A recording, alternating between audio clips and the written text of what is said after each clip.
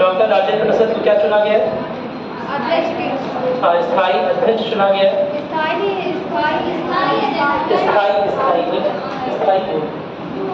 Permanent है ना, अध्यक्ष चुना गया। और फिर पहली बैठक कब हुई है? फर्स्ट सेशन, बैठक नहीं सॉरी, पहला सत्र कब हुआ है? पहला सत्र कब हुआ है? 13 दिसंबर 1946 को। और पहले सत्र के दौरान ही क्या प्रस्तुत हुआ है? Objective resolution. किसने प्रस्तुत किया है? जवाहरलाल नेहरू। तो आपको डेट याद रखनी है कि कब प्रस्तुत हुआ है। कब प्रस्तुत हुआ है?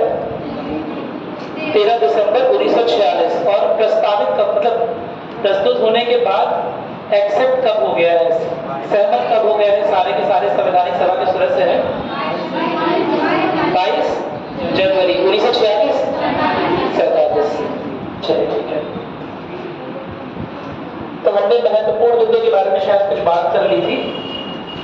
हमने संप्रभुता के बारे में बात कर ली थी, लोकतंत्र के बारे में बात कर ली थी, हम नागरिक अधिकार के बारे में बात कर रहे थे। लिखवाया था मैंने यहाँ पर, हमने बात की थी कि जो उद्देश्य प्रस्ताव है यानी कि ऑब्जेक्टिव रिजोल्यूशन है, उसमें मूलभूत अधिकारों की बात नहीं कर रहा है। किस बारे में बात कर रहा है? नागरिक अधिकारों के बारे में बात कर रहा है। इस बारे में मैंने जोर दिया था क्योंकि इस तरह का क्वेश्चन कभी कभी हमारे सिविल सर्विस एग्जाम में पूछा जाता है कि कौन से अधिकार मूलभूत अधिकार की श्रेणी में आते हैं, कौन से अधिकार केवल कानूनी अधिकार। ठीक है, तो मूलभूत अधिकार शायद आप लोगों को पता होगा, पता है कुछ या सुना होगा? मौलिक अधिकार या मूलभूत अधिकार किसे बोलते हैं?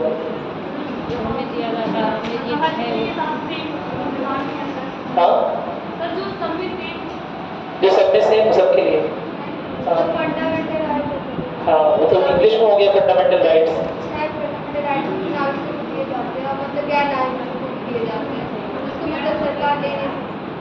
जैसे सरकार आसानी से ना ले सके, जो मूलभूत आवश्यकताओं की पूर्ति के लिए, ये सब समझ आ रहा है मुझे, लेकिन कहते किससे? मेरी आवश्यकता कुछ अलग है, मेरी प्रॉपर्टी बनी रहे, इसी को मैं अपनी मूल आवश्यकता के रूप में परिभाषित करता हूँ। तो क्या यह मूलभूत अधिकार हो गया? राइट टू प्रॉपर्टी यानी कि प्रॉपर्टी बने रहने का अधिकार क्या मूलभूत अधिकार है? नहीं है। कैसा अधिकार है? हाँ, कानूनी अधिकार है, सिविल राइट है, लेकिन मूलभूत अधिकार नहीं है। तो उस अधिकारों की श्रेणी में क्या क्या है वो अभी आगे भी डिस्कस करेंगे, उसके लिए बहुत कंफ्यूज मत होइएगा, बहुत परेशान मत होइएगा। इसीलिए मैंने कहा है इस बात का ध्यान रखिएगा, जो उद्देश्य प्रस्ताव है उसमें हमने मूलभूत अधिकारों की बात नहीं की है। जवाहरलाल नेहरू ने किसकी बात की है? नागरिक अधिकारों की। उसका बहुत सिंपल सा रीजन है, क्योंकि जिस हिस्ट्री की हम बात कर रहे हैं उस समय सबसे ज्यादा अधिकारों का हनन यहाँ के नागरिकों का ही हो रहा था, बाहर के लोगों का बहुत अधिकारों का हनन नहीं था। क्या मेरी बात समझ में आ रही है? उस समय जिस हिस्ट्री की, इतिहास के जिस कालखंड की हम बात कर रहे हैं, उस समय हमारे ही देश के लोग अधिकारों से, तमाम अधिकारों से वंचित थे। बाहर के यूरोपीय को बहुत सारे अधिकारों से वंचित नहीं रखा गया था। क्या मेरी बात क्लियर है? तो सारा फोकस उसके अनुसार था, इसीलिए उन्होंने क्या लिखा? नागरिक अधिकार लिखा कि यहाँ के जो नागरिक हैं उनके पास कौन से अधिकार होने चाहिए। क्या मेरी बात क्लियर है? और उनमें 3 चीज प्रमुख लिखी: न्याय, स्वतंत्रता, समानता और बंधुत्व। ठीक है, बंधुत्व कोई अधिकार नहीं है, बंधुत्व तो एक अवधारणा है। फ्रैटर्निटी आप समझते हैं? बंधुत्व क्या होती है? क्या होता है बंधुत्व? भाईचारा। बंधुत्व एक ही है? नहीं है। भाईचारा के लिए वर्ड आता है ब्रदरहुड। ठीक है, और इसका मतलब क्या है? फ्रैटर्निटी, बंधुत्व। लगभग एक ही है, लेकिन वही अंतर है जो एकता और अखंडता में। इधर समझाया था कि एकता और अखंडता शब्द समानार्थी शब्दों की तरह लगते जरूर हैं, लेकिन समानार्थी होते नहीं है। मेरी बात समझ? तो बंधुत्व की वही भावना कि जहां पर जो बाह्य ताकतें हैं, अगर वो भी चाहें कि आपका बंधुत्व छूट जाए या टूट जाए या आपसी भाईचारा खत्म हो जाए, उस समय भी भाईचारा किसी भी प्रकार, किसी भी हालत में खत्म ना हो। क्या मेरी बात समझ में? इस तरह से भाईचारा यानी कि ब्रदरहुड और फ्रैटर्निटी इस तरह से अलग है थोड़ा सा। क्या मेरी बात समझ में आ रही है? क्या अंतर है? देखिए शब्दों पर बहुत स्पेशल ध्यान देना है कि किस शब्द का चयन क्यों कहां पर किया गया, ठीक है। उससे ही पूरी बात निकालनी है कि एग्जैक्टली कौन से शब्द लिखे हुए हैं, वही शब्द हमें पढ़ने हैं एग्जैक्टली और उन्हीं शब्दों का अर्थ निकालना है, अपने मन से नहीं लगाना है कुछ, ठीक है।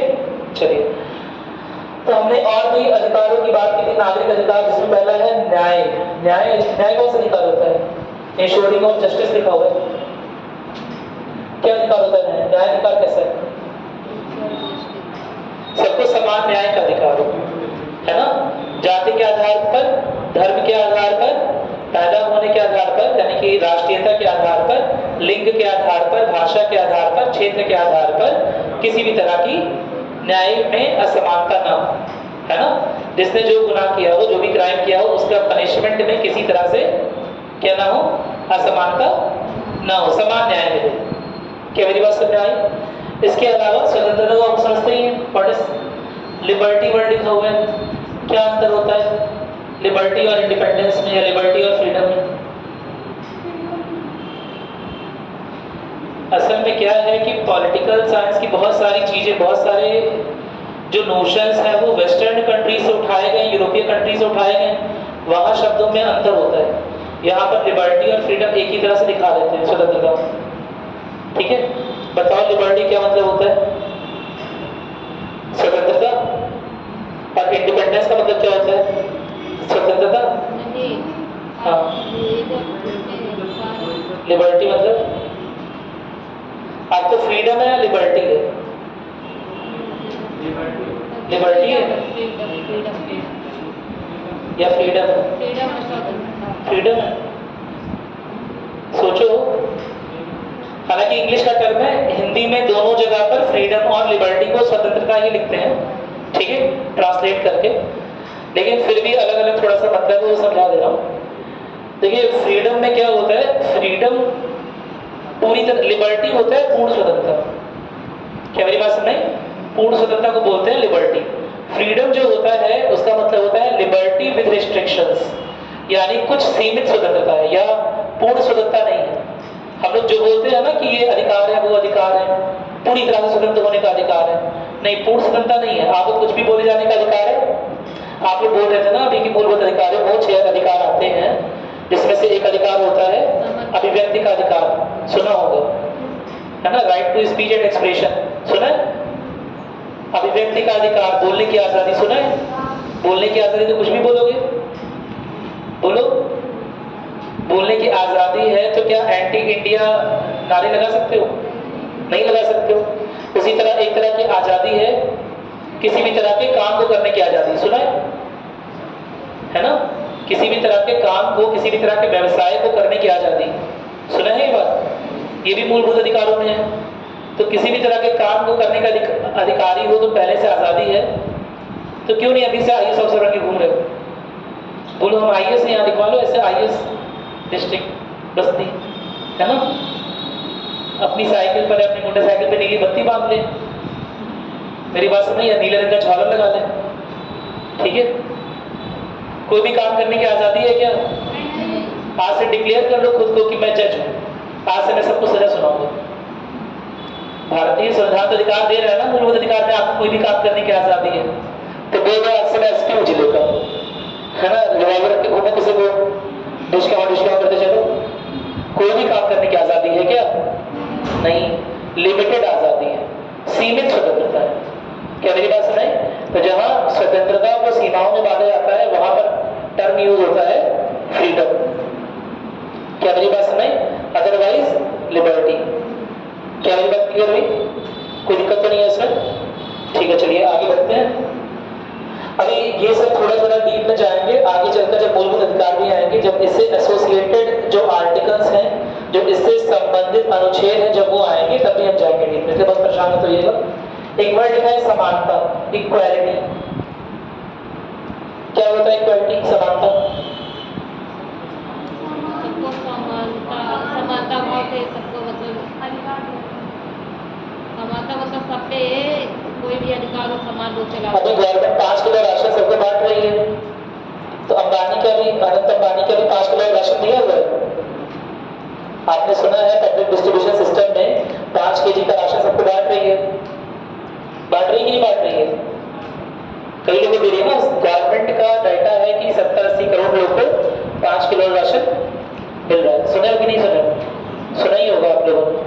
है ना? तो क्या अंबानी जी को राशन जा रहा है कि नहीं जा रहा है? हाँ, वैसे भी लिखा हुआ है 80 करोड़, तो 80 करोड़ में तो कुछ लोग बची गए ना, 50-60 करोड़ बची गए। 140 करोड़ हमारी जनसंख्या है, कुछ लोग को राशन नहीं जा रहा है। क्यों नहीं जा रहा है? क्या उनके समानता के अधिकार का हनन नहीं हो रहा है?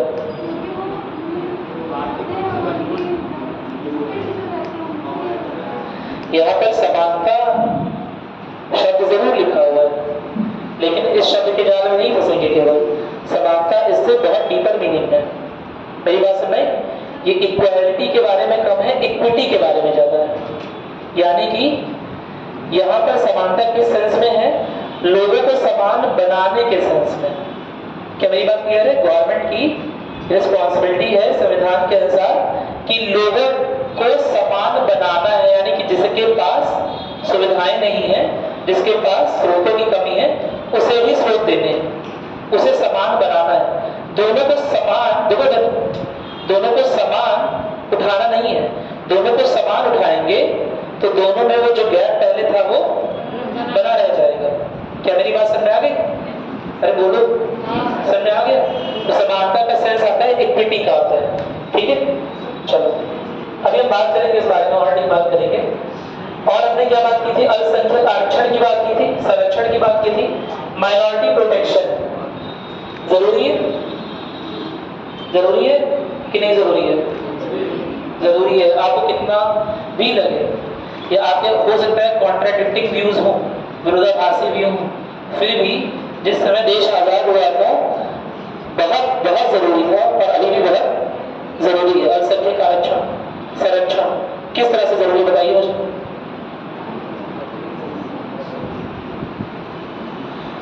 श्रीलंका का नाम सुना है?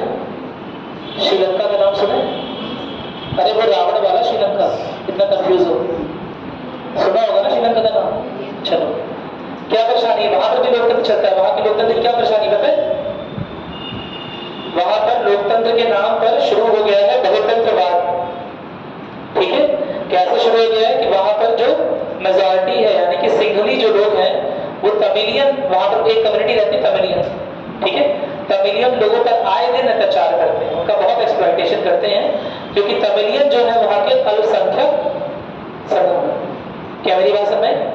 तो अगर देश की सरकार है ना किसी कम ताकत या कम संख्या वाले समूह का संरक्षण नहीं कर सकती है, तो क्या वह सरकार गवर्निंग बॉडी कहलाने योग्य है? नहीं योग्य। क्या मेरी बात समझ में? इसीलिए ऑब्जेक्टिव रिजोल्यूशन में एक पॉइंट क्या बना? अल्पसंख्यक संरक्षण, जिसमें सभी अल्पसंख्यकों, पिछड़ों और आदिवासी वर्ग के अधिकारों की रक्षा करना सुनिश्चित किया जाएगा। कोई दिक्कत तो नहीं है इसमें? इतना क्लियर हो गया? अगला पॉइंट लिखा था संघीय व्यवस्था, केंद्र और राज्यों के बीच में शक्तियों का वितरण। इसके बारे में थोड़ी सी बात भी हुई थी। फेडरल सिस्टम ये भी बताया था कि इंडिया में जो संघीय व्यवस्था फॉलो होती है वो कहीं ना कहीं थोड़ा सा झुकाव रखती है किसके ओर? केंद्र की ओर, है ना? तो इंडिया में जो संघीय ढांचा है उसे इंग्लिश में बोलते हैं यूनियन। क्या मेरी बात समझ? यहाँ हमेशा केंद्र की शक्ति को थोड़ा सा अधिक तरजीह दी गई है। केंद्र की शक्तियों का विस्तारीकरण ज्यादा है, ज्यादा विस्तृत शक्तियां हैं, और राज्य की शक्तियों को थोड़ा सीमित कर रखा है। इसका कारण मुझे बहुत छोटे से बताओगे, हालांकि इसके बहुत सारे कारण है, लेकिन कल एक कारण हल्का सा बताया था कि क्या कारण है, क्यों केंद्र की शक्तियों को, हालांकि 1935 के एक्ट जो बना था, 1935 का जो एक्ट बना था उसमें बताया था, उसमें प्रांतीय स्वायत्तता ज्यादा थी, उसमें प्रांत के पास शक्तियां ज्यादा थी, प्रोविंशियल ऑटोनॉमी ज्यादा थी, है ना? केंद्र के पास थोड़ी कम रखी गई थी। लेकिन जब हमने अपना खुद संविधान बनाया तो उसमें ऐसा संविधान बनाया कि केंद्र की शक्तियों को ज्यादा रखा और राज्य की शक्तियों को सीमित करके रखा। ऐसा क्या कारण था? हाँ, इसका एक बहुत अच्छा कारण है, वेरी गुड, क्योंकि हमारे यहाँ विविधता इतनी ज्यादा है, इतनी ज्यादा है, हर एक चीज की विविधता है, ना केवल नस्ल की बल्कि धर्म की भी, ना केवल धर्म की बल्कि भाषा की भी, ना केवल भाषा की बल्कि जातियों की भी। क्या मेरी बात समझ में आ रही है? न केवल जातियों की बल्कि क्षेत्रवाद भी है। क्षेत्रवाद नहीं है, दिल्ली में जाओगे तो अक्सर क्षेत्रवाद तुम्हें सुनने को मिलेगा। बिहारियों को बिहारी तुमने सुना ही होगा, हर जगह बहुत सारे सोशल मीडिया प्लेटफॉर्म्स पर लोगों को उनके राज्यों के नाम से चिन्हित किया जाता है। क्या यह एक तरह का क्षेत्रवाद नहीं है? महाराष्ट्र में तुमने सुना होगा, महाराष्ट्र में कई बार बहुत सारे बिहारियों पर हिंसा होती है, सुना होगा, या उन्हें एक्सप्लॉइट किया जाता है, उन पर उनका शोषण किया जाता है। तो क्या यह क्षेत्रवाद के तहत हिंसा नहीं है ना? तो अगर क्षेत्रवाद को बढ़ावा दिया जाएगा या किसी भी रूप में अगर राज्यों की शक्तियों का विस्तार इस तरह से किया जाए कि क्षेत्रवाद जो है क्या हो जाए, प्रबल हो जाए, तो ऐसे में वो भारत राष्ट्र की जो संकल्पना है उसके खिलाफ खड़ा हो जाएगा और कहीं ना कहीं भारत राष्ट्र की संप्रभुता, एकता और अखंडता को नुकसान पहुंचाएगा। क्या मेरी बात समझ आ गई? इसी वजह से जो भारतीय संविधान लिखा गया उसमें राज्यों की शक्तियों को सीमित किया गया। क्या मेरी बात समझ आ रही है? और केंद्र की शक्तियों को थोड़ा बढ़ाया गया, क्योंकि ये नया राष्ट्र था ना, हमें पता नहीं था कि कितने दिन तक, कितने समय तक ये अलग अलग तरह के राज्य एक साथ रह सकेंगे। क्या मेरी बात समझ आई? अरे बोलो, ये अलग अलग तरह के राज्य है ना। क्या जम्मू कश्मीर और केरल एक ही तरह का है? तुम ये सोच के बताओ कि जम्मू कश्मीर के लोग जो हैं वो कल्चरली यानी कि सभ्यता के तौर पर पाकिस्तान के ज्यादा नजदीक है या केरल के लोग के ज्यादा नजदीक है? सभ्यता के तौर पर पूछ रहा हूँ, पाकिस्तान। तुम ये सोच के बताओ कि सिक्किम के जो लोग हैं वो सभ्यता या संस्कृति के रूप में चाइना से और नेपाल से ज्यादा नजदीक है या इंडिया से यानी कि नॉर्थ इंडिया से, उत्तर भारत से, यूपी से ज्यादा नजदीक है? सिक्किम के लोग सभ्यता के रूप में नस्ल, समझ रहे हो ना, नस्ल के अगर उस पर देखा जाए, नस्ल के आधार पर, सभ्यता के आधार पर देखा जाए तो वो कहीं ना कहीं चाइना से या नेपाल से ज्यादा नजदीक है। क्या मेरी बात में? उनके में और केरल में, उनके में और मलयाली लोग में, मराठी लोग में बहुत अधिक अंतर है। क्या मेरी बात समझ?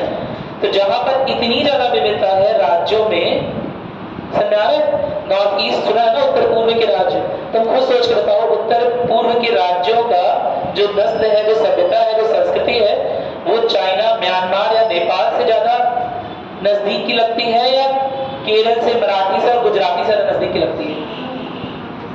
समझ आ रही मेरी बात? मैं क्या बोल रहा हूँ? क्या मेरी बात समझ आ रही है? कोई दिक्कत तो नहीं है इसमें? क्योंकि हमारे अलग अलग क्षेत्रों में इतनी ज्यादा विविधताएं हैं कि अगर हमने राज्यों को असीमित शक्तियां दे दी होती तो क्षेत्रवाद प्रबल हो गया होता और हो सकता है वो राज्य किसकी मांग कर रहे होते, आगे चलकर अलग देश की मांग कर रहे होते। क्या मेरी बात समझ?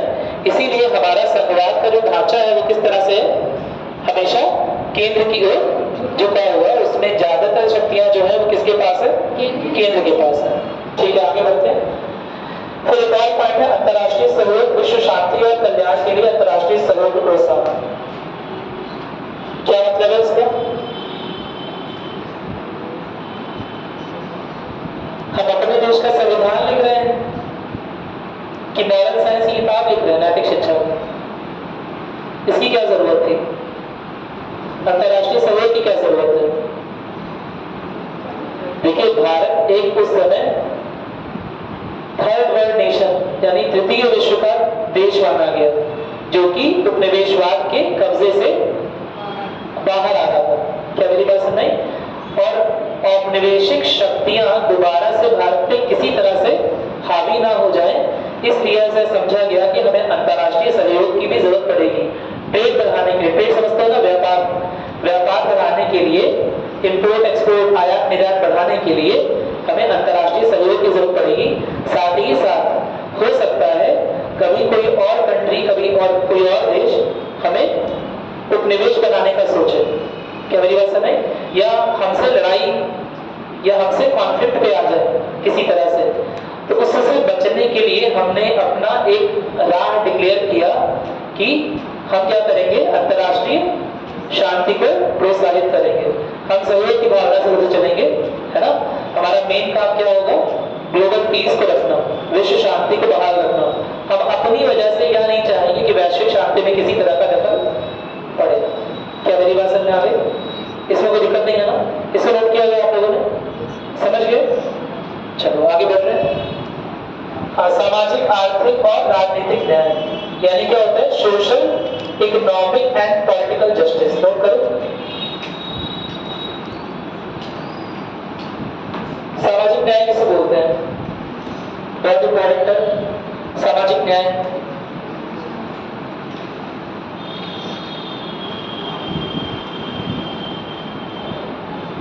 सामाजिक न्याय किसे बोलते हैं बताओ? सुना है? जो गवर्नमेंट नौकरी देती है सामाजिक न्याय कर रही है। और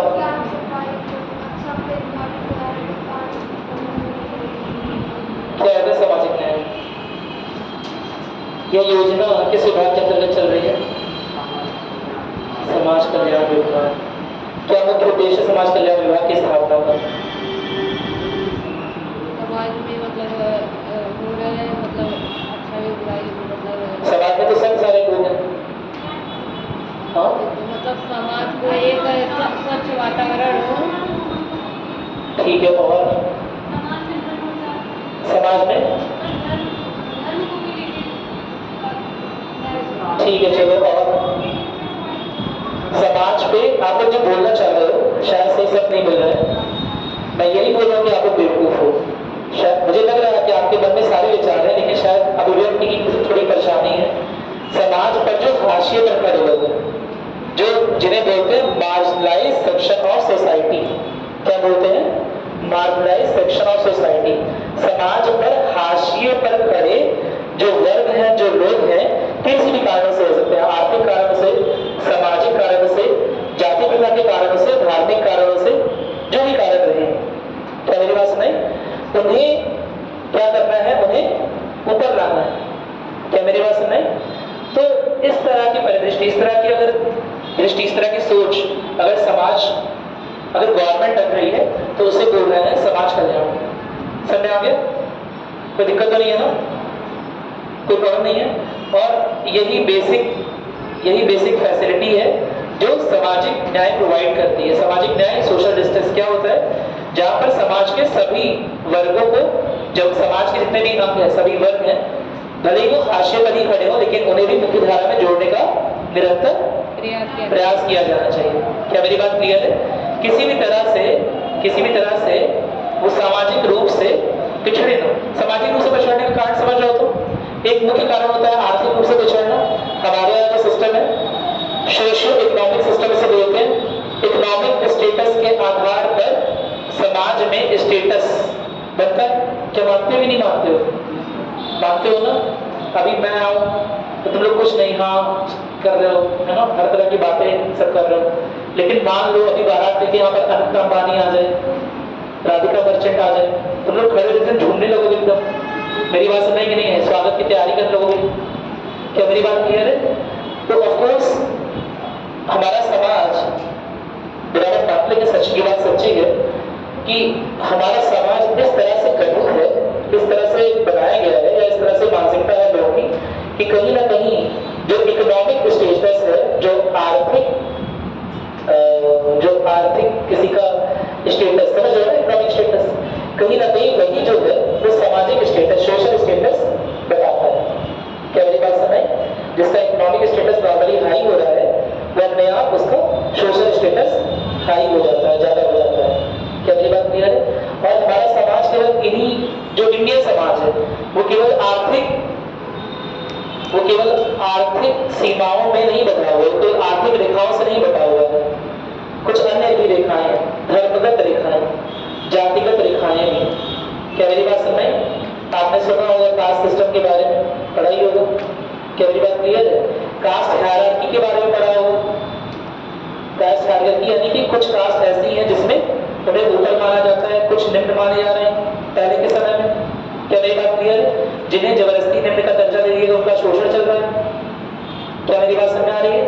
तो ये जो सिस्टम, ये जो समझ रहे हो ना, जो सामाजिक प्रथाएं बनाई गई, कहीं ना कहीं कुछ लोगों को समाज में हाशिए पर धकेलने का काम किया इसने, जिसकी वजह से दोबारा उनका इंटीग्रेशन, दोबारा उनका एकीकरण समाज की मुख्य धारा में करने में मुश्किल आ रही है। क्या मेरी बात समझ में आ गई? कोई दिक्कत तो नहीं है ना? ठीक है। तो बेसिकली समाज कल्याण या सामाजिक न्याय क्या कर रहा होता है? जहां पर जो हाशिए पे खड़े लोग हैं, जिनके पास शायद सारी सुविधाएं, सारे सुख अवेलेबल नहीं है ना, उन्हें भी हर तरह की सुविधाएं प्रोवाइड करवाई जाए, सबको बराबरी पर लाया जाए। क्या मेरी बात समझ आ रही है? कोई दिक्कत तो नहीं है ना इसमें? ठीक है। तो सामाजिक न्याय क्लियर हो गया। दूसरा लिखा है आर्थिक न्याय।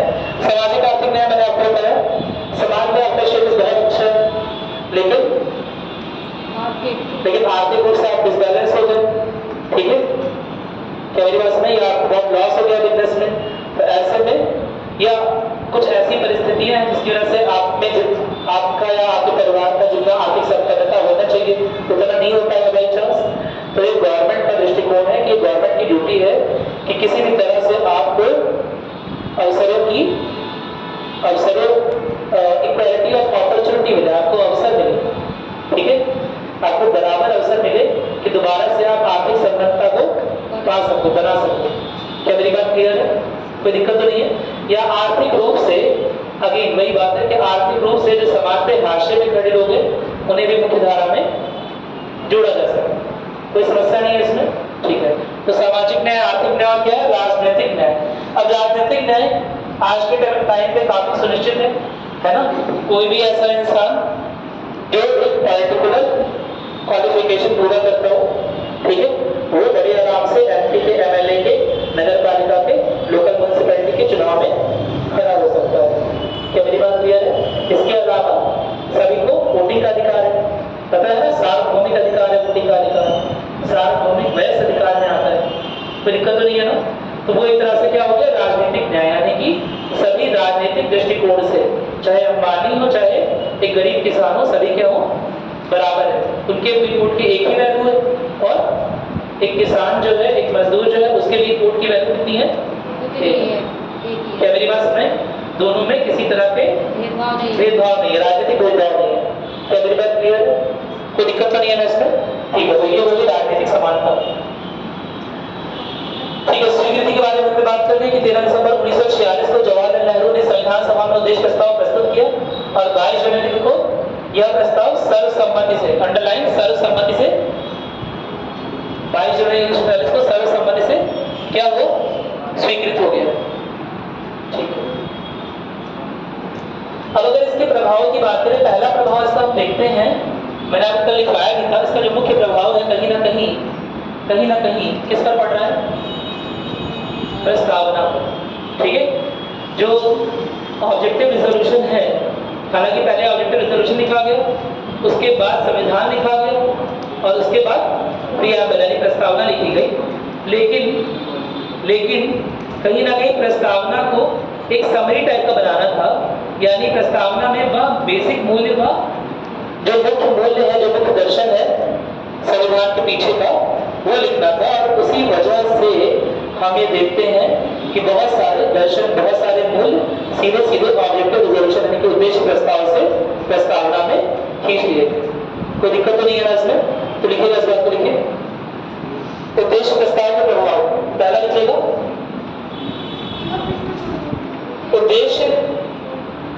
उद्देश्य प्रस्ताव के प्रभाव।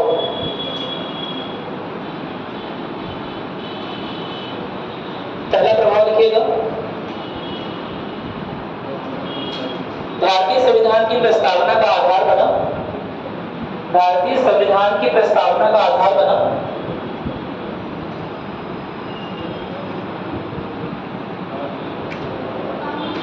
भारतीय संविधान की प्रस्तावना का आधार बना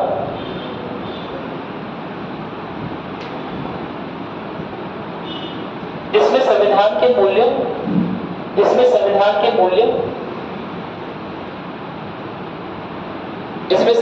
मूल्य और उद्देश्यों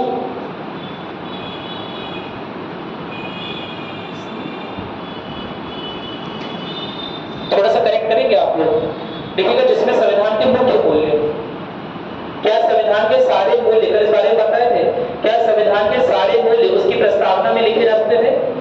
नहीं लिखे जा सकते थे। ठीक है। तो लिखिएगा जिसमें संविधान के मुख्य मूल्यों, केवल मूल्यों को मत लिखिएगा, मुख्य मूल्यों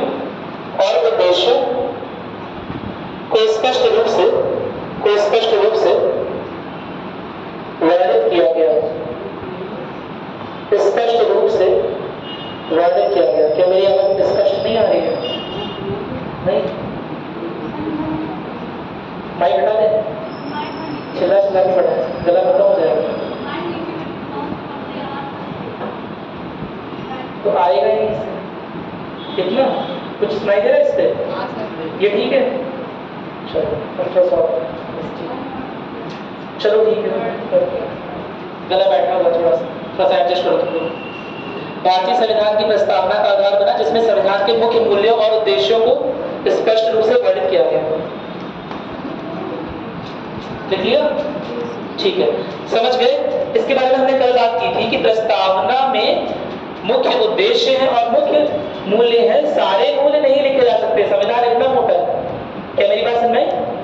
संविधान बहुत सारे आर्टिकल्स का है ना, सब में कुछ ना कुछ मूल्य निकल के आ रहे हैं, पता चला। सारे मूल्य लिखे जा सकते हैं क्या? नहीं लिखे जा सकते, लेकिन जो मुख्य मूल्य है वो हमने लिख दिए। क्या मेरी बात क्लियर है? मुख्य उद्देश्य लिख दिए प्रस्तावना में। चलो दूसरा लिखोगे संवैधानिक ढांचा। मैंने कल इसके बारे में बात की थी। जो संविधान का मूलभूत ढांचा है उसे समझने के लिए कई बार सुप्रीम कोर्ट जो है वो प्रस्तावना की सहायता लेता है। इसका क्या मतलब हुआ कि प्रस्तावना जो है कभी कभी सुप्रीम कोर्ट तक को गाइडेंस प्रोवाइड करती है, निर्देश प्रोवाइड करती है कि किस डिसीजन में, किस निर्णय में कौन से संवैधानिक मूल्य की वरीयता ज्यादा है और कौन से संवैधानिक मूल्य की वरीयता कम। क्या मेरी बात सुने? अच्छा, तो संवैधानिक ढांचा को लिखिएगा, संविधान निर्माण की दिशा और उसके मूलभूत सिद्धांतों का मार्गदर्शन किया।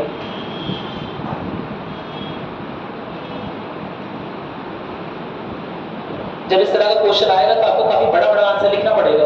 मैं आपको बस एक तरह से हेडिंग लिखवा के छोड़ रहा हूँ, समझ रहे हो ना? डिटेल आपको विवरण में खुद ही लिखना पड़ेगा इस तरह के आंसर्स, और इस तरह के आंसर्स मेंस में आते हैं। मैं भी दिखाऊंगा आपको मेंस के आज क्वेश्चन। चलिए, संविधान निर्माण की दिशा और उसके मूलभूत सिद्धांतों का मार्गदर्शन किया। तीसरा पॉइंट लिखोगे, इसमें कोई दिक्कत नहीं है। संविधान निर्माण की दिशा, कैसे दिशा निर्धारित कर रहे हैं भैया? उद्देश्य तो लिख दिए ना, अब तो संविधान लिखना बाकी है, लेकिन मेन उद्देश्य तो हो गया ना कि हम जो स्टोरी बनाने वाले हैं, हम जो मूवी बनाने वाले हैं, वो किस तरह की मूवी है, क्या उसका उद्देश्य रहेगा, है ना? वो तो हमारे उद्देश्य प्रस्ताव में लिख दिया गया। क्या मेरी बात समझ? तो वो उद्देश्य से विमुख ना हो जाए, ऐसे अनुच्छेद जो उद्देश्य प्रस्तावों के मूल्यों पे विमुख हो रहे होंगे उन्हें हटा दिया जाएगा। क्या मेरी बात समझ? कोई दिक्कत तो नहीं है ना इसमें? चलिए, तो इसीलिए संविधान निर्माण की दिशा निर्धारित हो रही है कि संविधान जो लिखा जाएगा वो किस तरह का लिखा जाएगा। भैया देश दुनिया में बहुत तरह के संविधान लिखे हैं। अपने ही संविधान को बनाने में कितने संविधानों की हेल्प लगी? 60 संविधानों की। कितनी? 60 संविधानों का स्टडी हुआ, उसके बाद अपना वाला बना। और उसके पहले 1935 गवर्नमेंट ऑफ इंडिया एक्ट आई जिसमें 321 आर्टिकल्स पहले ही लिखे हुए थे। क्या मेरी बात क्लियर है? इतना कुछ स्टडी करने के बाद ये संविधान बना है। ठीक है, तो ध्यान ये रखना है कि बहुत सारे संविधानों में तो बहुत कुछ लिखा होगा, लेकिन हमने क्या क्या उठाया जिससे हमारे उद्देश्य जो है उसी के अनुसार ही संविधान लिखा जाए। क्या मेरी बात क्लियर है? और उद्देश्य किसमें थे? उद्देश्य और मूल्य प्रस्तावना में तो है अभी, लेकिन सबसे पहले किसमें लिखे गए? हाँ, इसमें उद्देश्य प्रस्ताव में ऑब्जेक्टिव रिजोल्यूशन। क्या मेरी बात समझ? कोई दिक्कत तो नहीं है ना इसमें? उद्देश्य किसमें लिखा? उद्देश्य प्रस्ताव में तो लिखा सबसे पहले। प्रियम्बल तो बाद में आया, कई बार बोल चुका हूं, कॉन्स्टिट्यूशन बनने के बाद, संविधान बनने के बाद प्रियम्बल लिखा गया।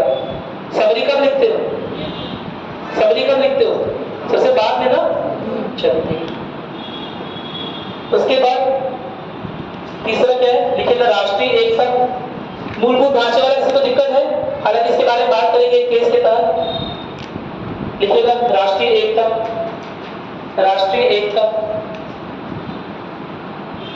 भारतीय राष्ट्रीयता, अखंडता और लोकतांत्रिक मूल्यों को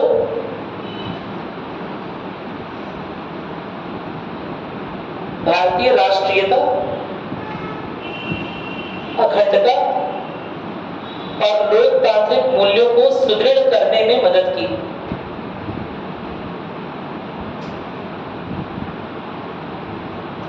किसने मदद की? उद्देश्य प्रस्ताव ने, उसका प्रभाव है, ठीक है, उसका इफेक्ट है कि भारतीय राष्ट्रीयता भी मजबूत हो रही है, अखंडता भी और लोकतांत्रिक मूल्य भी। लिख लिया इतना, आगे बढ़ रहे हैं। चौथा प्रभाव लिखिएगा, अधिकारों की सुरक्षा। नागरिक अधिकारों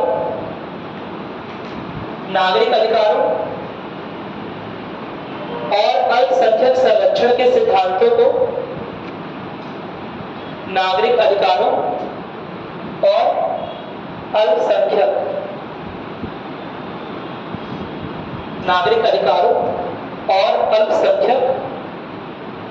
संरक्षण के सिद्धांतों को संविधान में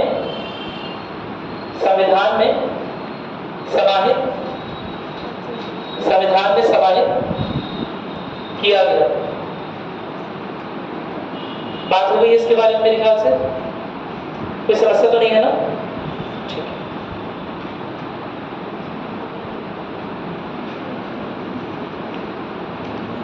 अब एक पॉइंट और लिख लेंगे, हालांकि ये जो है मेरे ख्याल से ये आप समझ के लिख सकते हैं। आपको विशिष्टताएं इसकी क्या है?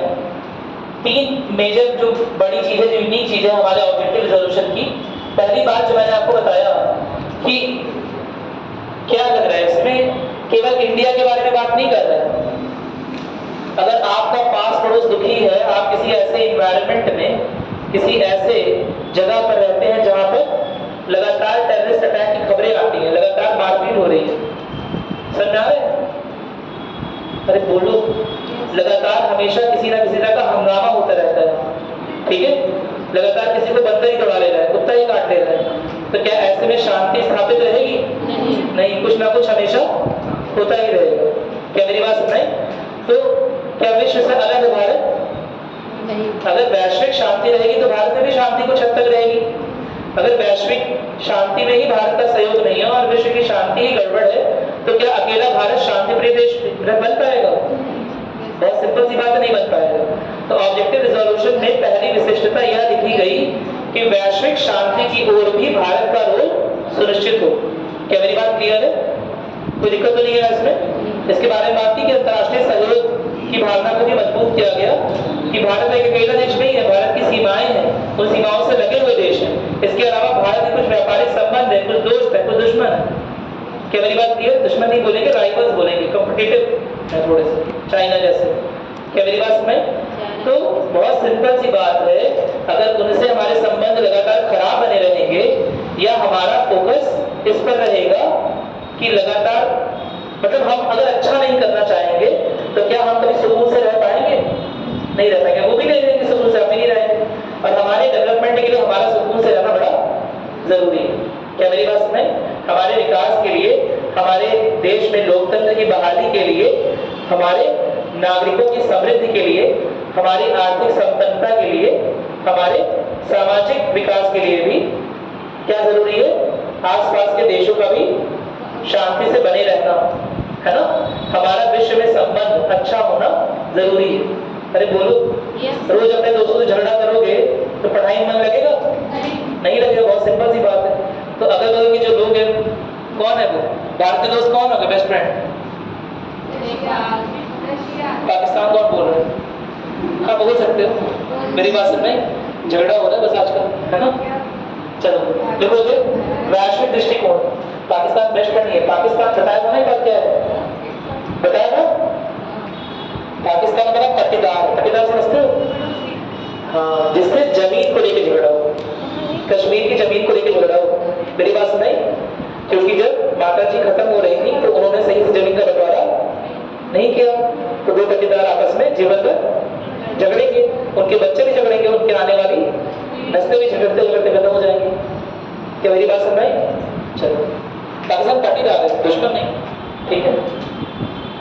तो दुश्मन की तरह नहीं बोलेंगे, क्योंकि अभी हमें पॉलिटिकल साइंस में इंटरनेशनल रिलेशन पढ़ रहा है, उसमें गलती से मत बोल दीजिएगा, उसमें गलती से मत दे दीजिएगा अपनी भावनाओं को, है ना? क्या मेरी बात सुन रहे हैं? अंतर्राष्ट्रीय संबंध में किसी भी देश को, चाहे वो कितना ही बड़ा बेवकूफ देश क्या ना हो या कितनी गर्व उसकी हरकतें क्यों ना हो, उसे हम दुश्मन नहीं लिखते हैं। क्या मेरी बात सुन रहे हैं? मिसअंडरस्टैंडिंग लिख सकते हैं, असहमतियां लिख सकते हैं लेकिन दुश्मन नहीं लिखते हैं। क्या मेरी बात समझ आ गई? चलो देखो इसे वैश्विक दृष्टिकोण, देखो जो उद्देश्य प्रभाव की उद्देश्य प्रस्ताव की विशिष्टताएं, उसमें पहला पॉइंट देखोगे वैश्विक दृष्टिकोण। वैश्विक दृष्टिकोण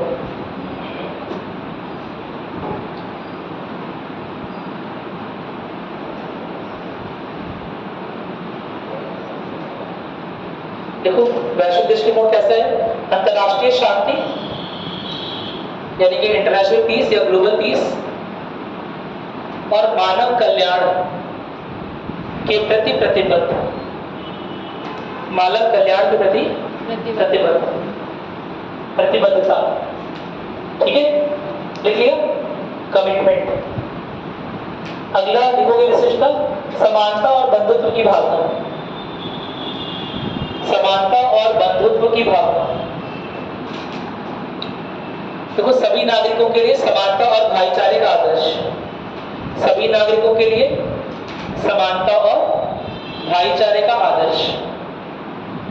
हालांकि भाईचारा और बंधुत्व अलग अलग है, मैं समझाया हूं तो बंधुत्व लिख लो, भाईचारा मत लिखो। सभी नागरिकों के लिए समानता और बंधुत्व का आदर्श।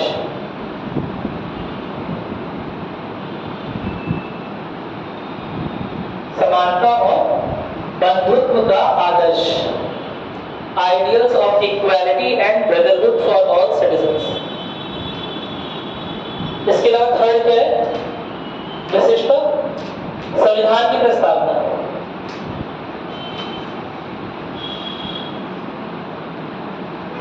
कि हमारी प्रस्तावना, मैंने आपको लिखवाया था ये बात कि ना केवल संविधान की प्रस्तावना बल्कि संविधान में भी कई सारे मूल्य कहां से लिए गए? उद्देश्य प्रस्ताव से लिए गए। तो एक बात तो एकदम क्लियर है कि संविधान की प्रस्तावना तो लिखा ही है, ना केवल का मतलब होता है ये भी है, ना केवल का मतलब ये नहीं होता कि ये नहीं है। समझ आता है ना? तो संविधान की प्रस्तावना में जो मूलभूत आदर्श है वो कहीं ना कहीं कहां से लिए जा रहे हैं? उद्देश्य प्रस्ताव से डायरेक्टली लिए जा रहे हैं, शुरू से उद्देश्य प्रस्ताव से लिए जा रहे हैं। तो लिखोगे संविधान की प्रस्तावना, उद्देश्य प्रस्ताव भारतीय संविधान की प्रस्तावना का आधार बना। भारतीय संविधान की प्रस्तावना का आधार बना। संविधान की प्रस्तावना का आधार बना।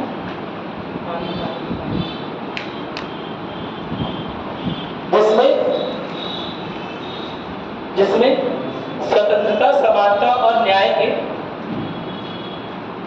जिसमें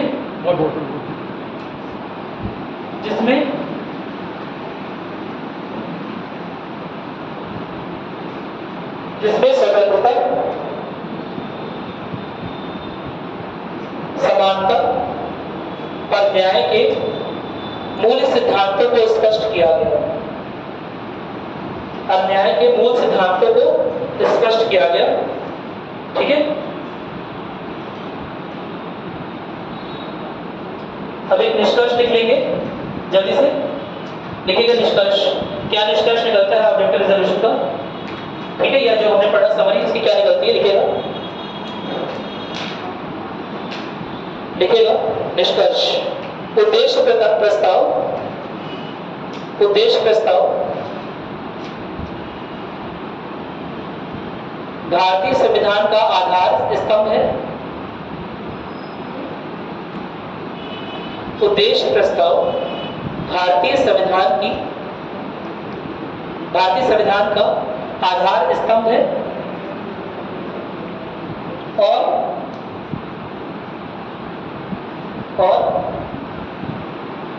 इससे स्पष्ट होता है कि किन मूल्यों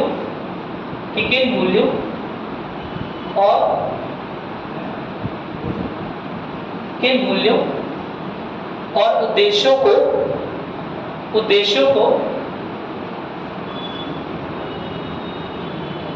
प्रमुखता दी गई है। किन मूल्यों और उद्देश्यों को प्रमुखता दी गई है। इसकी बहुत तो बहुत ही ठीक है। मेन से कुछ क्वेश्चन है, मेन से क्वेश्चन पे पहले बाद में आएंगे। आप लोग 2 मिनट का टाइम देंगे, जो लिखा है से रिवाइज करो, फिर क्वेश्चन पूछो। 5 मिनट का टाइम दो, जो लिखा है रिवाइज करो।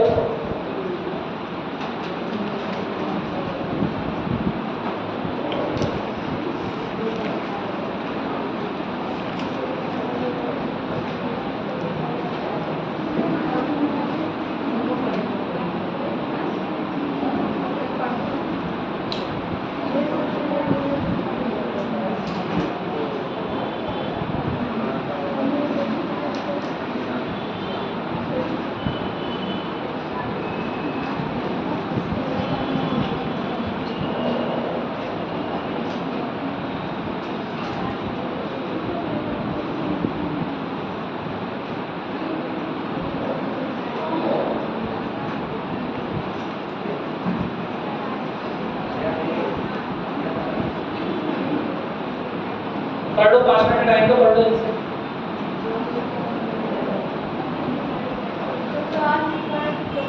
जो करने ऑब्जेक्टिव रिजोल्यूशन पूरा पढ़ो, ऑब्जेक्टिव रिजोल्यूशन पूरा पढ़ो इसको।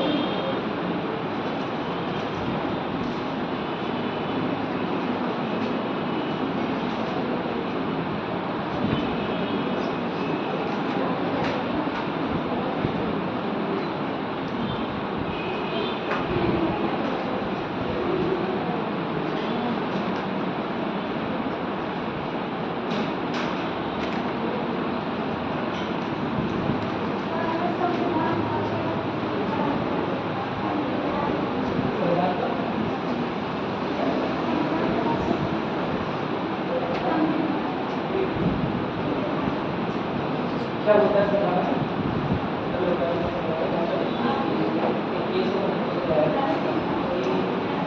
कुछ बेसिक आदर्श हैं संविधान के जो भारत कई बार संविधान का संशोधन करते करते हो सकता है पूरे संविधान को ही बदलना है। उससे बचने के लिए मूलभूत ढांचे का आदर्श ये किसी भी अगर संशोधन नहीं होना चाहिए। सरकार की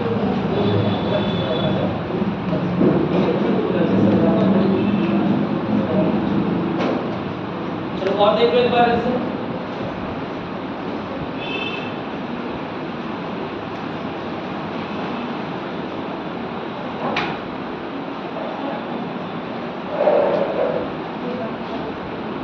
संवैधानिक ढांचा समझ में आ रहा है।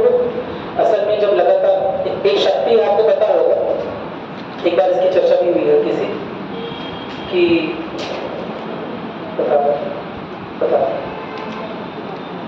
एक शक्ति है संविधान को संशोधन करने की शक्ति आर्टिकल 368 के अंतर्गत भारतीय संविधान भारतीय सरकार को देता है। सुना होगा, जानते हो, ठीक है। भारतीय संसद के पास मतलब बोलते हैं भारतीय संसद और भारतीय सरकार एकदम सचेत हो जाना, कान एकदम ऐसे हो जाने चाहिए। सुने, कान ऐसे कर लोगे तो जितना मैं दे रहा हूँ सब जाएगा अंदर, वरना सब अगर से निकल जाएगा।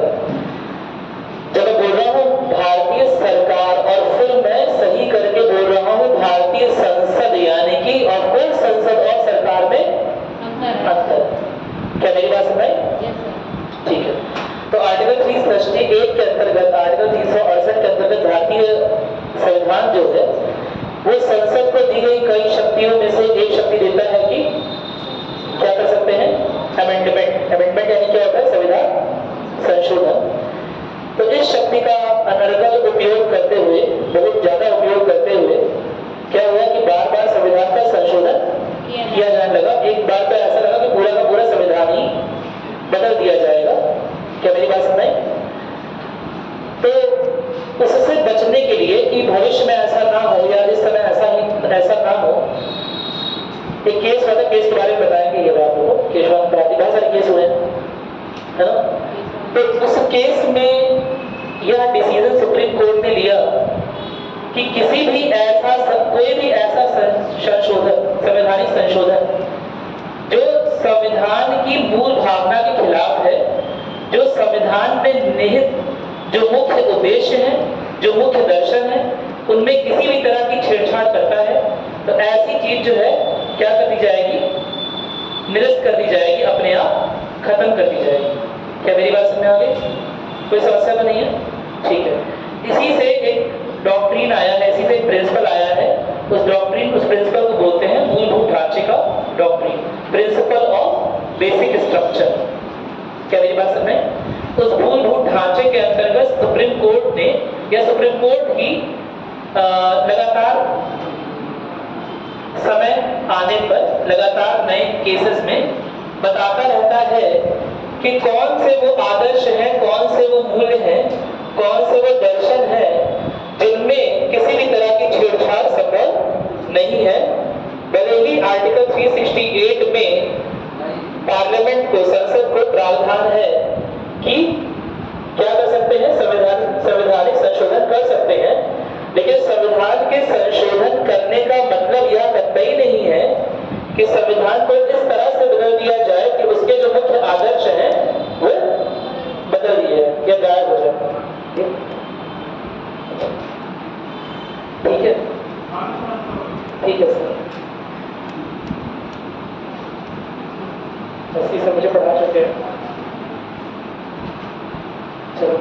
में आ रहा है? तुम लोग को आवाज आ रही है? तुम लोग तो कह रहे हो हम लोग को नहीं आ रही है, वहां तक जा रही है आवाज। 2-4 क्लास गूंज रहे, अब तुम लोग ऐसे बोलते हो कि नहीं आ रही, नहीं आ रही। आ रही है आवाज तुम लोग को? अरे बोलो, गूंजती हुई आवाज आ रही है। चलो ठीक है, अभी ठीक है। मैं तुम्हें क्या बता रहा था कि ऐसे मूलभूत आदर्श है ना, जिसे संविधान का संशोधन करके भी बदला ना जा सके, और अगर बदले जा रहे हैं तो सुप्रीम कोर्ट के पास पूरा अधिकार है कि ऐसे संशोधनों को निरस्त कर दे, खत्म कर दे। क्या मेरी बात क्लियर है? तो ऐसे आदर्श ही संविधान का मूलभूत ढांचा बनाते हैं। मेरी बात समझ में? कोई समस्या तो नहीं है? चलो ठीक है, पढ़ लियो। यूपीएससी मेंस का एक क्वेश्चन नोट करो, इसे घर से करके लाओगे। करवा चुका हूँ यहाँ पर, लेकिन मैंने हेडिंग लिखवाई है और इतना बोला है मैंने, तो लोग मैंने जो बोला है वही लिख के आना है, बस जो मजाक वाली बात है वो मत लिख के आना है ना, पता है बकवास ज्यादा लिखती है उसमें। देखो क्वेश्चन, उद्देश्य प्रस्ताव ने भारतीय संविधान के निर्माण में क्या भूमिका निभाई? कि यूपीएससी आईएएस का क्वेश्चन है मेंस का 2018 का। उद्देश्य प्रस्ताव ने भारतीय संविधान के निर्माण में क्या भूमिका निभाई? इसने संविधान निर्माण को कैसे प्रभावित किया?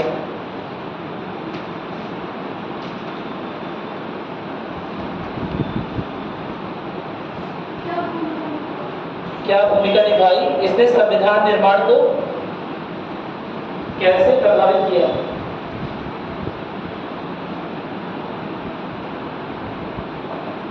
ठीक है,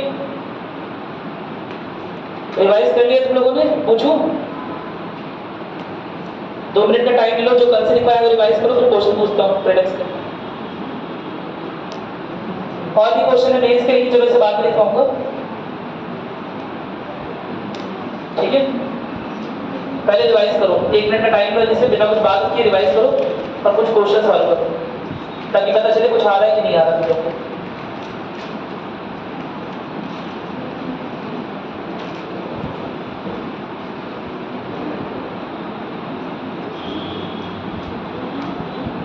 क्या क्वेश्चन,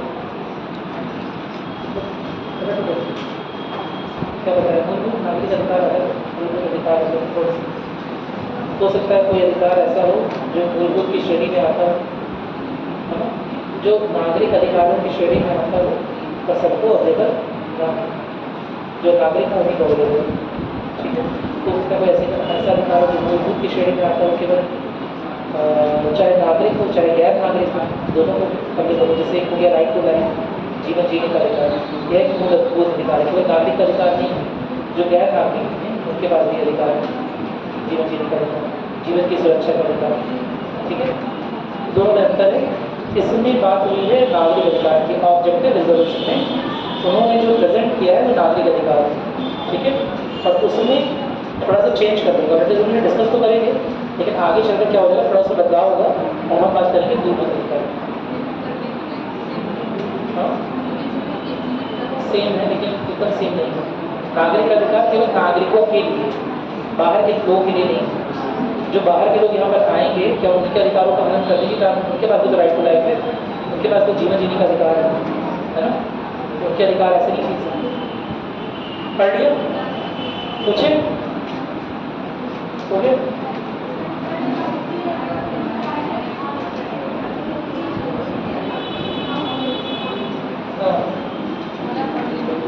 सुदृढ़ करना मतलब वैल्यू लगाना। हिंदी मत पूछो मुझसे, वैसे खराब हो जाओ, हिंदी अपने आप से देखो। और हो गया? पूछो, आगे बढ़े। चलो देख लेते हैं, बार यूपीएससी और यूपीपीसीएस में कुछ क्वेश्चन आए हुए हैं, वो सॉल्व करो, मुझे पता चल जाएगा। फिर मैं कहती कॉपी बंद करो, बस कॉपी देख के सॉल्व कर लो सर। कॉपी बंद करो सब, सारी कॉपियां बंद, कॉपी बंद कर दी, खुला हुआ है, कॉपी बंद करो। चलो पहला क्वेश्चन बताओगे, ये 2019 में आया था। ये तो आसान है, कर लोगे। बताओ क्या होगा आंसर? दिखाई दे रहे? बड़ा कर दूंगा?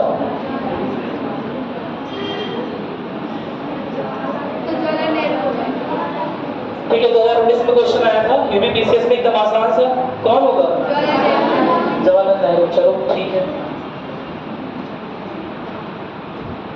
फिर राजस्थान पीसीएस जिसे आरएएस बोलते हैं उसमें क्वेश्चन आया था, बताओ इसका क्या आंसर होगा? कब स्वीकृत किया गया था? 13 दिसंबर, 11 दिसंबर, कब हुआ था? 22 जनवरी। यानी कौन सा ऑप्शन हो गया? पहला पता। चलो ठीक है। ये बिहार पीसीएस में क्वेश्चन आया था, देख सोच समझ के बोलना।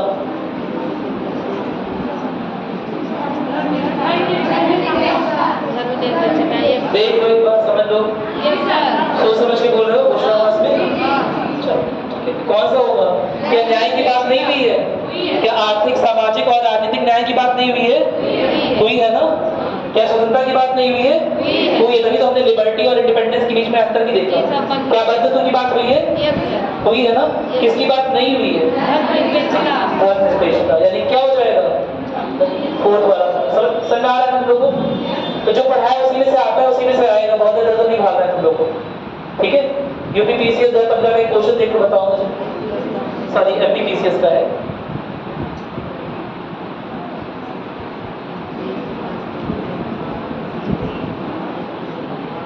दिख रहा है तुम लोगों को? ऐसा बड़ा क्या होगा? उद्देश्य प्रस्ताव ने भारतीय संविधान के किस भाग के लिए दर्शन और मार्गदर्शक सिद्धांत प्रदान किए? क्या हो जाएगा? प्रस्तावना। चलो ठीक है। 2015 में पीसीएस हुआ होता तो तुम निकाल लिए होते। चलो ये बताओ। उद्देश्य प्रस्ताव ने जोड़ दिया। सोच समझ के बोलना। उद्देश्य प्रस्ताव सब शिक्षेगा। क्या मताधिकार के बारे में कोई बात हुई है? नहीं बात हुई है। क्या अस्पृश्यता के उन्मूलन के बारे में कोई बात की? नहीं। बराबरी की बात की, लेकिन अस्पृश्यता के उन्मूलन के बारे में अलग से कोई बात नहीं कर रहा। ठीक है? क्या संपत्ति के अधिकार के बारे में कोई बात की? नहीं बात की। तो क्या बच गया? चलो ठीक है। ये यूपीपीसीएस 2014 का क्वेश्चन था। ठीक है? विश्व शांति और सुरक्षा। फिर एक राजस्थान पीसीएस का क्वेश्चन है, ये लगाओ, बताओ। अरे यार, आपकी बात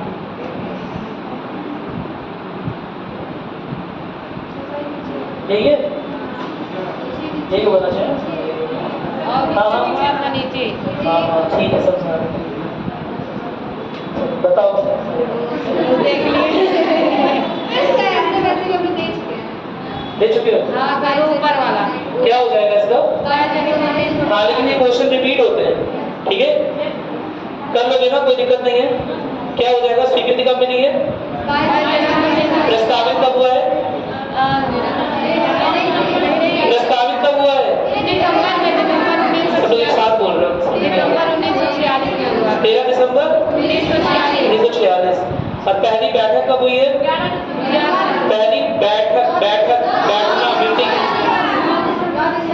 9 दिसंबर। चलो ठीक है। पहला अस्थायी अध्यक्ष कौन था? अस्थायी। पहला स्थायी अध्यक्ष कौन था? राजेंद्र प्रसाद का जो चयन है, यानी निर्वाचन है, या कह सकते हो जो भी चयन है, वो किस तारीख को हुआ है? 11 दिसंबर। यानी पहली बैठक में, दूसरी बैठक में? दूसरी बैठक में। और पहला सत्र कब से स्टार्ट हुआ है? 11 दिसंबर है, 13 दिसंबर? 13 दिसंबर। दूसरी बैठक 11 दिसंबर, पहला सत्र 13 दिसंबर।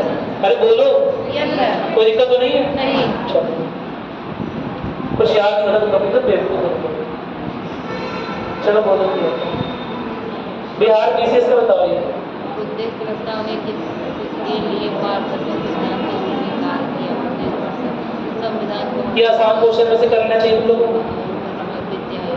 मौलिक कर्तव्य हो गया? दिखाई दे रहा है? और बड़ा कर दे, ऐसा बड़ा कर देना। संघ लोग परिवार। चलो बताओ। प्रस्ताव ने किसके लिए मार्गदर्शक सिद्धांत के रूप में कार्य किया? पहला है संविधान का मसौदा तैयार करने में, दूसरा है मौलिक कर्तव्यों को लागू करने में, तीसरा है संघ लोक सेवा आयोग का निर्माण और चौथा है वित्त आयोग। पहला होगा ना, कोई दिक्कत नहीं है। संविधान का मसौदा यानी कि बेसिकली संविधान किस पर बेस्ड होगा? मसौदा मतलब ड्राफ्ट एक तरह से। क्या मेरी बात समझ रही? चलो, तो मार्गदर्शक सिद्धांत किसका बन गया? संविधान के मसौदे का। बिहार की इसमें क्वेश्चन आया हुआ है, मध्य प्रदेश में क्वेश्चन आया था, ये करो क्या हो जाएगा? सामाजिक न्याय ये भी है, और राजनीतिक संप्रभुता है, संप्रभुता की बात हुई थी, है ना? और इसके अलावा आर्थिक समानता की भी बात हुई है, इक्वालिटी की। ठीक है, यानी क्या हो जाएगा? उपरोक्त सभी होना चाहिए। चलो गुड, खत्म हो गया। चलो ठीक है, तो ये कुछ पीसेस और यूपीएससी के क्वेश्चन थे। यूपीएससी तो नहीं था इसमें डायरेक्टली, लेकिन पीसेस के क्वेश्चन थे तुमने कर लिए। यूपीएससी ने इससे क्वेश्चन कैसे पूछे हैं?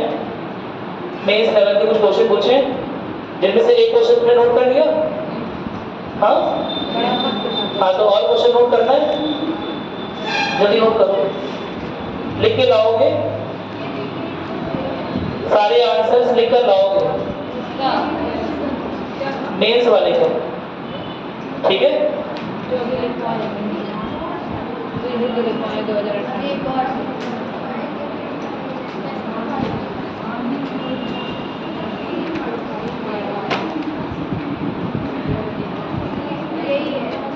अरे ठीक है, मुझे भी देखने दो। हम लोग तो इतना मुझे देखने नहीं दे रहे। चलो बताओ, बताना नहीं है मतलब, लिखो इसे। दूसरा क्वेश्चन 2016 में यूपीएससी में क्वेश्चन आया था, आईएएस मेंस में, ठीक है? नीचे रखो, चमक रहा है क्या? उत्तर प्रदेश राज्य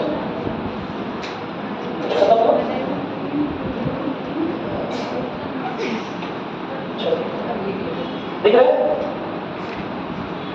नहीं दिख रहा?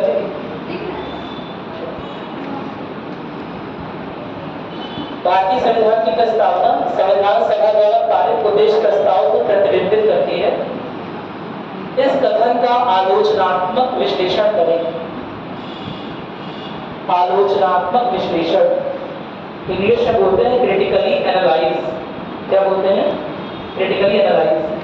हर उत्तर अलग अलग तरह से लिखना है, कमेंट का आंसर अलग लिखना है, डिस्कस अलग तरह से लिखना है, डिस्क्राइब अलग तरह से लिखना है, विश्लेषण अलग तरह से लिखना है, आलोचनात्मक विश्लेषण थोड़ा अलग तरह से लिखना है। क्या आपको ये बात पता है? हर उत्तर में अलग अलग एस्पेक्ट लिखना होता है। आपको मैं शीट प्रोवाइड करवाऊंगा जिसमें यह मेंशन रहेगा कि किस उत्तर में, किस प्रकार के उत्तर में क्या लिखना होता है। तब आपको विवेचना करनी होगी, विवरण किसका, किस विवरण का क्या देना होगा, एनालाइज यानी क्या करना पड़ेगा, समीक्षा यानी क्या करना पड़ेगा, ठीक है? क्या क्या एस्पेक्ट लिखने पड़ेंगे, इसको लिख दिया क्वेश्चन, ठीक है? इसका आलोचनात्मक विश्लेषण करना है, यानी कि क्रिटिकल एनालिसिस करना है। 2014 में क्वेश्चन आया था, यूपीएससी में नोट करिएगा। भारतीय संवैधानिक विकास के संदर्भ में उद्देश्य प्रस्ताव के महत्व की व्याख्या करें। भारतीय संवैधानिक विकास के संदर्भ में उद्देश्य प्रस्ताव के महत्व की व्याख्या करें।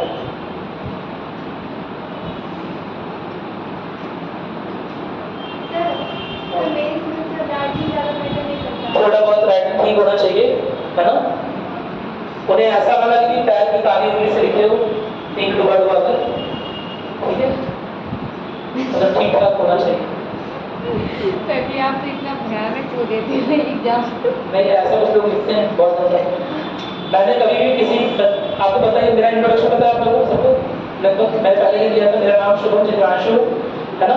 मैं विजन आईएएस में पिछले 2 साल से मेंटर हूँ, करोल बाग ब्रांच दिल्ली में, और मैंने 4 साल पढ़ाया है फ्रंटलाइन आईएएस मुखर्जी नगर में ऑनलाइन, ठीक है, कोरोना के बाद। और अभी तो मैं यहाँ पर अपना भी पढ़ा रहा हूँ और आप लोगों को पढ़ा रहा हूँ, अपना भी पढ़ रहा हूँ, फिर तैयारी कर रहा हूँ। 2015 में मैंने यूपीएससी क्लियर किया था, प्री मेंस इंटरव्यू तक किया था।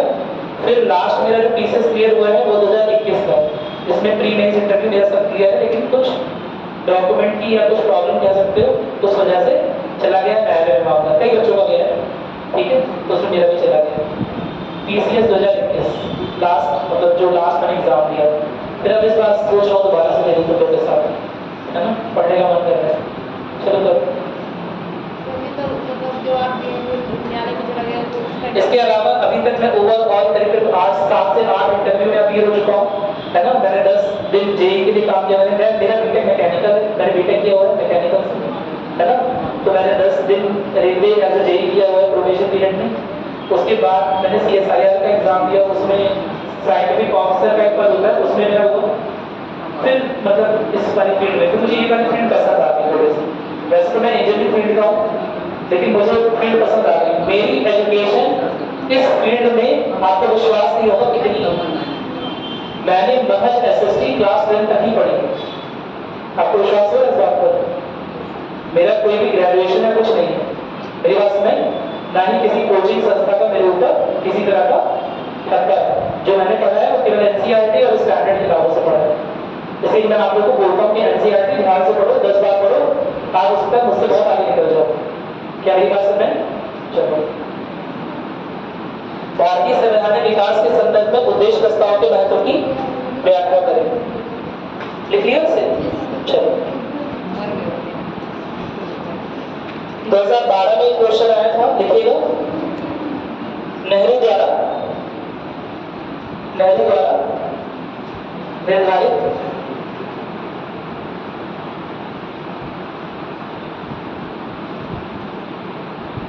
उद्देश्य प्रस्ताव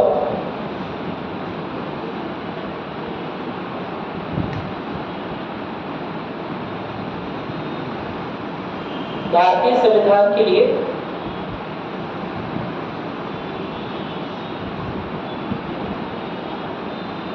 एक आधारशिला थी, एक आधारशिला थी।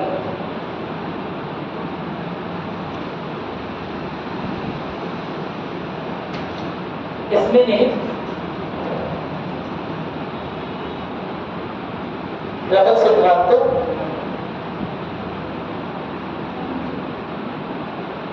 और उनकी वर्तमान प्रासंगिकता को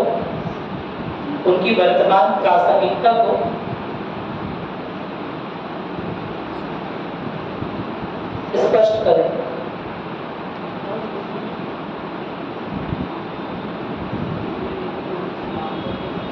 प्रासंगिकता को स्पष्ट करें।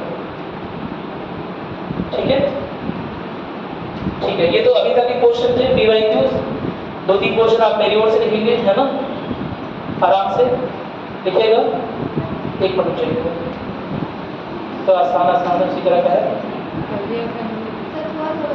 बस। अच्छा, एक क्वेश्चन दे देंगे बस।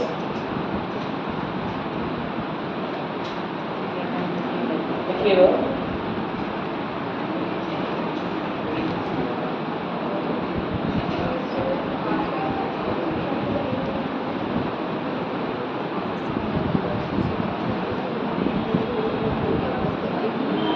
देखिएगा, विवेचना करें, डिस्कस, विवेचना करें।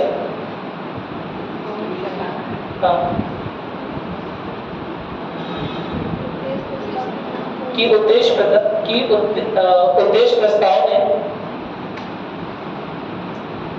प्रस्ताव ने भारतीय संविधान के निर्माण में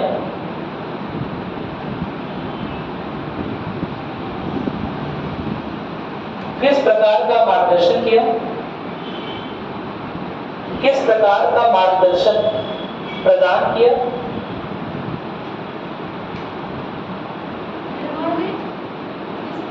किस प्रकार का मार्गदर्शन प्रदान किया,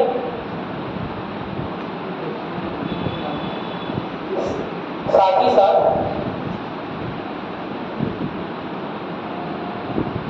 ही साथ उसके महत्व, विरासत, साथ ही साथ उसके महत्व, विरासत और वर्तमान समय में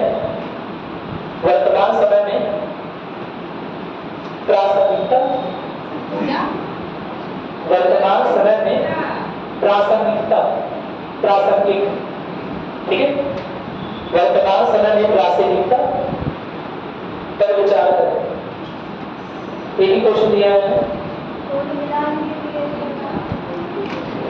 बराबर एक क्वेश्चन, कितना भी कर लो आप लोग, उसके बाद में बोल रहे हैं ठीक है, कर लोगे ना आप लोग। ये होगा मेन से क्वेश्चन, ऐसे आप करके लाना है। ये नहीं बोलेंगे कि हाँ मेन से क्वेश्चन कितने कितने वर्ड्स के होते हैं, मैंने करवाया ना एक बार, दिखाया था सब यही हुआ थोड़ा कर दो नहीं। मेन से 2 तरह के क्वेश्चन होते हैं, ठीक है, 15-10 नहीं, हाँ 10 और 15। मेंस के पेपर में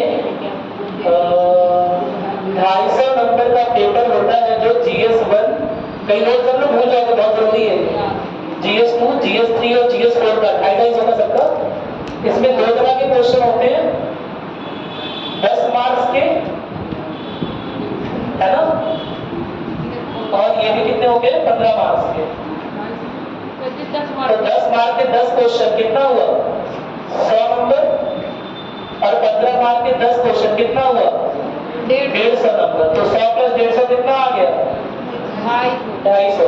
और 10 मार्क मैंने टाइम डिवाइड किया हुआ है, आपके पास लगभग 180 मिनट का जो समय होता है, अगर उस हिसाब से देखें, 180 थोड़ा कम ही कर लो यार तुम लोग, एकदम 180 पर बैठना, क्योंकि वो साइन वाइन करने में कॉपी पे भरने मिल जाते समय, ठीक है, फिर कभी मच्छर काट लेगा, कभी कुछ हो जाएगा, कभी कान में खुजली कर लोगे, समय आता है ना समय। तो 180 आपके पास समय 180 मिनट का, और आपको सवाल कितना करना है 250 मार्क का, ठीक है। इसे 180 के लिए 150 मान लो, कितना मान लो 150, आधे घंटे का समय जरूर मान लो। अगर कुछ एक्स्ट्रा लग जाए तो अच्छी बात है, कोई बात नहीं, ठीक है। 0 से 0 कट गया, 25 से 15 कट गया, यानी कितना हुआ है तुम्हारा 3 मार्क पर तुम्हारे पास 2 मिनट का समय है, हर 3 मार्क पर समय। एक मिनट 5 तारीख 5/3 यानी कि आ गया 1.66। हर 1 मार्क पर आपके पास 1.66 मिनट का समय है। क्या मेरी बात समझ आई? कोई दिक्कत तो नहीं है? सर एक मिनट ये वाला 1 मिनट रुकिए, गलत हो गया, कभी भी गलत है, 1 मिनट रुकिए। हर 1.66 नंबर को अटेंड करने के लिए 1 मिनट का समय है। इसका मतलब क्या हो गया, लगभग कैलकुलेट करने पर आता है, जो 10 मार्क का क्वेश्चन है उसके लिए आपके पास अधिकतम 6 से 7 मिनट का प्रश्न है, मेरी बात समझे, जिसे आपको लगभग 120 से 150 वर्ड्स में करना है, ठीक है। और जो 15 मार्क का क्वेश्चन है उसके लिए आपके पास लगभग 10 मिनट का, 9 से 10 मिनट का समय, 10 मिनट का 11 मिनट का मान लो समय है, जिसे आपको कम से कम समझ रहे हो ना 250 वर्ड्स में करना है। कोई दिक्कत तो नहीं है ना, समझ में आ गया? आप लोग स्ट्रेटेजी पे ध्यान दो, केवल नॉलेज पे ध्यान नहीं दो, ठीक है। बहुत सारे बहादुर योद्धा जो है बहुत सारे बल के साथ भी हार जाते हैं क्योंकि उनकी रणनीति अच्छी नहीं होती है। तो मेरे ख्याल से अगर आपको मेंस निकालना है या प्री निकालना है तो आपकी स्ट्रेटेजी स्ट्रांग होनी चाहिए, आपकी रणनीति स्ट्रांग होनी चाहिए। आपके पास कम साधन हो, आपके पास साधन कम हो लेकिन उन्हें उपयोग करना आना चाहिए। क्या मेरी बात समझे? मान लो बहुत बड़ा राइफल रखी हो, है ना, लेकिन राइफल चलाने आती नहीं है, और मेरे पास एक छोटी सी पेन है लेकिन मुझे पेन पहुंचने आती है, तो कौन जीतेगा? मैं जीत जाऊंगा। जो संसाधन अवेलेबल उसे उपयोग करना भी आना चाहिए। क्या मेरी बात समझे? ऐसे नहीं कुछ संसाधनों का भरमार करें, है ना, सारी किताबें खरीद ली है, एक दूसरा पुस्तक भंडार अपने नाम पर खोल लिए हैं, क्या मेरी बात समझे, या एक लाइब्रेरी खोल दी है, उससे कोई फायदा नहीं होता है, ठीक है। जो भी संसाधन है उसे अच्छे से उपयोग करने आना चाहिए, वो ज्यादा जरूरी है। क्या मेरी बात क्लियर थी? कोई दिक्कत तो नहीं है इसमें? ठीक है, क्योंकि देखिए संसाधन का भंडार लगा के आपको कुछ नहीं मिलेगा, बहुत सारी चीजें बहुत सारे प्लेटफॉर्म्स पर बहुत सारे तरीकों से उपलब्ध है पहले ही, उसका भंडार लगा के आपको कोई फायदा नहीं होगा, ठीक है। आपके पास जो संसाधन है उनका अच्छा उपयोग करिए, ठीक। आप राइटिंग प्रैक्टिस को स्ट्रॉन्ग करिए मेरे ख्याल से, और कोशिश करिए जो भी आंसर दीजिए वो आज आपके जितने भी क्वेश्चन दिए हैं वो सारे छोटे वाले हैं, तो आप कोशिश करिएगा उन्हें 6 से 7 मिनट या 8 मिनट के अंदर लिखने की मेंस के आंसर, ठीक है। और कोशिश करिएगा 1.5 से 2 पेज के आंसर हो, 150 वर्ड यानी कि 1.5 से 2 पेज के आंसर हो, ठीक है। कोई दिक्कत तो नहीं है ना?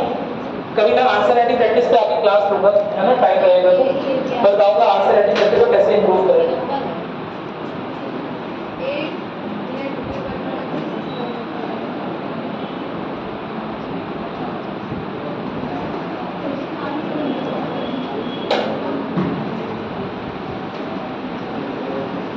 चलिए ठीक है सर, आ गए कुछ पूछना है तो मैं बैठता हूँ।